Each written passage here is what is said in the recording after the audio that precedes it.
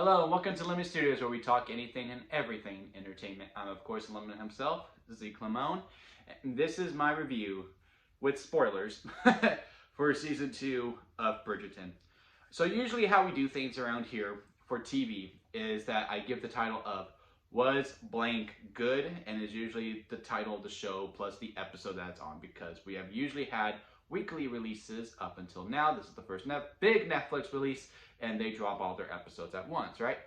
So I figured, hey, I'm going to give them the weekend to watch it, because usually people binge the whole entire shows. Netflix shows don't usually have a big life, so I was also thinking about doing one episode per day and just breaking down each episode. But again, Netflix shows do not have a lot of life. I mean, this is probably going to be like the big talk until maybe Tuesday, and then after that we're going to move on from something else, which is why the best business plan, I don't know how Netflix hasn't figured this out yet, is to just do weekly. Do weekly, let the show marinate, more speculation, bring it up, and then you got a satisfying conclusion in the end. So with this, we're going to treat it like a movie review, but we're going to talk about certain story elements that I really liked, and yes, we will go into spoilers for it. So if you have not watched it yet and you're thinking maybe should I give it a shot, then maybe just pause this episode, add it to your watch later list, and then come on back after you see it. Or if you don't care for spoilers, hi, welcome.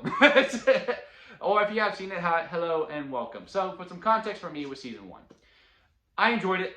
It took me maybe a week to finish it. I thought it started really slow, and also the only storyline that I really cared about was Daphne and the Duke. So that was the best part of the show to me. So you can imagine my dismay when I heard Daphne was really going to be a supporting character and the Duke wasn't even going to be in the show. So I was a little pessimistic going into this, because I just thought there was so much more to go into it. Yes, I get it. The Duke's arc was, hey, he's okay with being a dad. I get that. But with how it was shown in the show about how his dad was, and the reason why he doesn't want to be dad, because he doesn't want to be like his dad, I just think there's more story to do to be like, all right, let's see him actually be a dad and go through those trials and tribulations of it. I think there's a lot of story to go through with that. And also, I just love Daphne. But Daphne does has a presence in here, and she's literally the smartest in the room every time she comes in. There's, again, spoilers, like when they go to the country home and she's coming to visit, because she has to reclaim her throne, and you could tell Anthony is totally in love with Kate and not the other girl. I don't remember her name, but she played her character fine. She just didn't really have a lot to do. You could just tell that Anthony and Kate are the ones that should be together, and it literally took Daphne being there for 5 minutes while everyone is still somewhat oblivious to it, and she's just like, oh no, you like her, you don't care for the other one. Come on now. So yeah, Daphne has a presence. When she is in, she almost steals every single scene, and this really did well. I finished this season in 2 days. I mean, if that's for context, I mean, I care for Daphne and the Duke, and I didn't really care for everyone else, and it took me a week to finish season 1. It took me 2 days to finish this. I watched the first half Friday night, and then when I woke up, first thing I did, I popped in episode 5, and I finished at 1 o'clock on Saturday in the afternoon. So yeah, I enjoyed it. This was a hell of a ride. I really like how, this started with, let's just be upbeat. Everyone knows the deal. Everyone knows it's the season. Everyone knows Lady Whistledown's going to send a letter. Everyone knows who she is. Let's just have some fun. Let's just live in this moment with these characters. Wish we would have got a little bit more Eloise. I was shocked that she found out in this season. I was very, very shocked at that. I thought this was going to be like a big correlation with the final season or something. No, she finds out in this season that it's Penelope.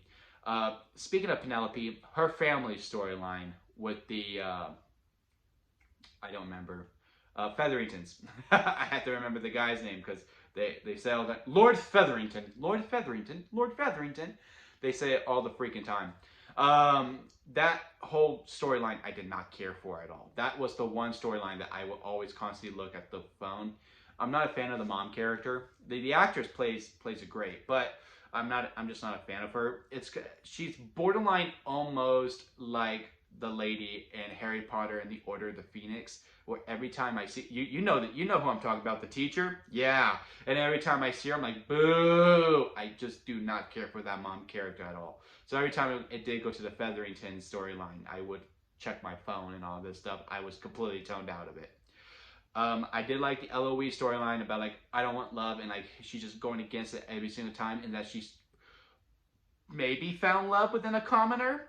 Like that's really great. And how they just both share their love for writing, and she's also still on this verge of trying to figure out who Lady Featherington was. The back and forth between Kate and Anthony was great. There's something about the love storyline of I hate you, no I actually love you, no I actually love you, because hate is so close to love, right? And it just works 9 out of 10 times. Like, oh, she aggravates me. Yeah, but you know, she doesn't just aggravate. She aggravates you because you want her and all this stuff.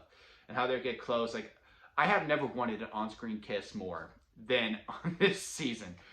And a sex scene between two characters, because I was like, man, there's just so much tension. Y'all need to let it out. And that's another thing with season 2. A lot of less sex. Lots of less sex.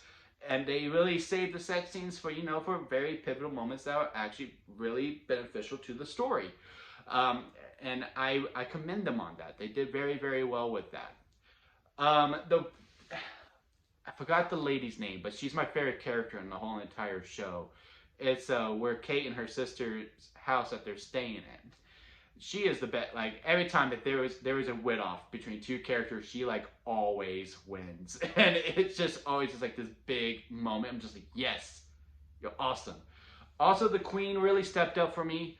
She shows she's not just as cruel. Like, it's not just about power. She knows when she's wrong, and she always rights it. She had the best moment at the end when she goes, well, I think they look great together. I just simply changed my mind. Don't they look great? Don't they look great? And I goes, oh, yes, Queen, yes. And I was like, yes, Queen. Like, that's the only time that I've said it to a proper narrative. It was awesome. It was great. But yeah, I really enjoy season 2. I think it's probably better than season 1 to me, personally, because I cared about all the other characters. As for season 1, I only really care for Daphne and the Duke. Where would I rank it on the lemon scale? For TV, I don't really rank them. I'm just like, hey, it's good. You should watch it. It would be a freshly squeezed lemonade. I purely enjoy it. It's not my favorite TV show of the year. That still reserves for Peacemaker, but this is second. This is second. I really, really enjoyed this quite a bit.